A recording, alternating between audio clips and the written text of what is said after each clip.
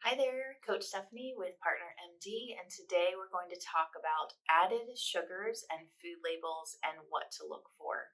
So basically, we consume a lot of sugar as Americans, and it has really tripled within the last 60 years as processed food has become more prevalent.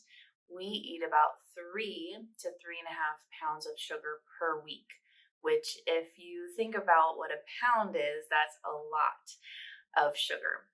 So, focusing on sugar is really important because it is very easy to eat within our food system, especially if you're eating processed foods, not focusing on whole foods.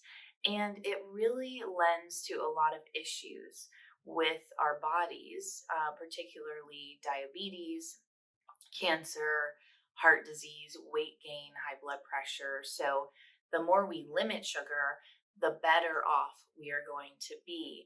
So, basically, sugar is a very simple molecule.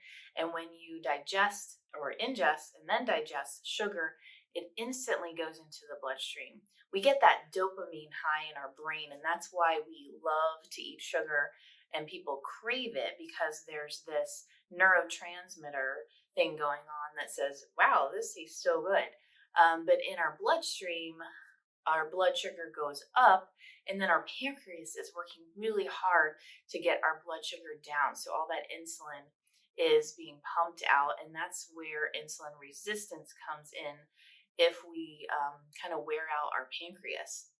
So basically, the best thing to do when you're looking at food labels is to look for anything that ends in OSE. You will see, sugars on the box, carbohydrates. So carbohydrates actually are sugars, but they come in different forms, complex and simple. So what we're talking about here are simple sugars like table sugar, cane syrup, molasses. I'm going to read off, several of these because it is a very long list. But mainly look for OSE. That's the first thing. Then we have corn sweetener, corn syrup, fruit juice concentrates, invert sugar, high fructose corn syrup, which a lot of products have been, the high fructose corn syrup has been removed, malt syrup, Florida crystals, corn syrup solids, malt syrup, barley malt, agave nectar, caramel, treacle, which is an interesting one, molasses, carob syrup. You can find additional names for sugars online. The thing is that the food industry tries to hide them in there. So you really have to pay attention to food labels. And really, the best advice that I can give you is to stay away from processed foods.